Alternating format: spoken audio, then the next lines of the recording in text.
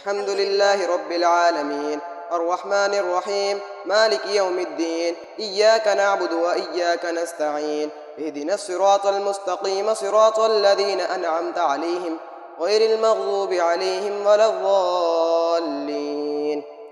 وما أبرئ نفسي إن النفس لأمارة بالسوء إلا ما رحم ربي إن ربي غفور رحيم. وقال الملك ائتوني به أستخلصه لنفسي فلما كلمه قال إنك اليوم لدينا مكين أمين.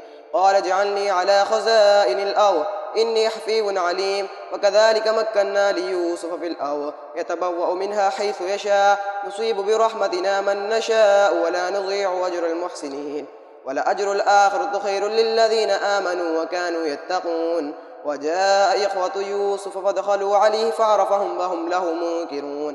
ولما جهزهم بجهادهم قال ائتوني بأخ لكم من أبيكم ألا ترون أني أوفي الكيل وأنا خير المنزلين فإن لم تأتوني به فلا كيل لكم عندي ولا تقربون. قالوا سنراود عنه وباه وإنا لفاعلون. وقال لفتيانه اجعلوا بضاعتهم في رحالهم لعلهم يعرفونها إذا انقلبوا إلى أهلهم لعلهم يرجعون.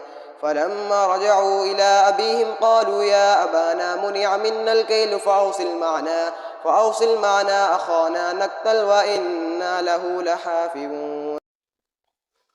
الحمد لله رب العالمين الرحمن الرحيم مالك يوم الدين إياك نعبد وإياك نستعين اهدنا الصراط المستقيم صراط الذين أنعمت عليهم غير المغضوب عليهم ولا الضالين. قل هل آمنكم عليه إلا كما أمنتكم على أخيه من قبل فالله خير حافظا وهو أرحم الراحمين. ولما فتحوا متاعهم وجدوا بضاعتهم ردت إليهم قالوا يا أبانا ما نبغي هذه بضاعتنا ردت إلينا ونمير أهلنا ونحفظ أخانا ونزداد كيل بعير ذلك كيل يسير. قال لن أرسله معكم حتى تؤتون موثقا من الله لتأتونني به إلا أن يحاط بكم فلما آتوه موثقهم قال الله على ما نقول وكيل.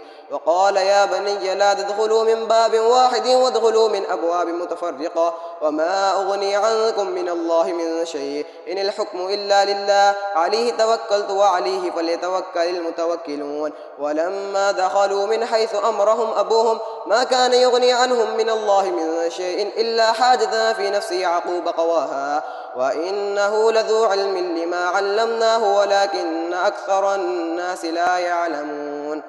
الله أكبر.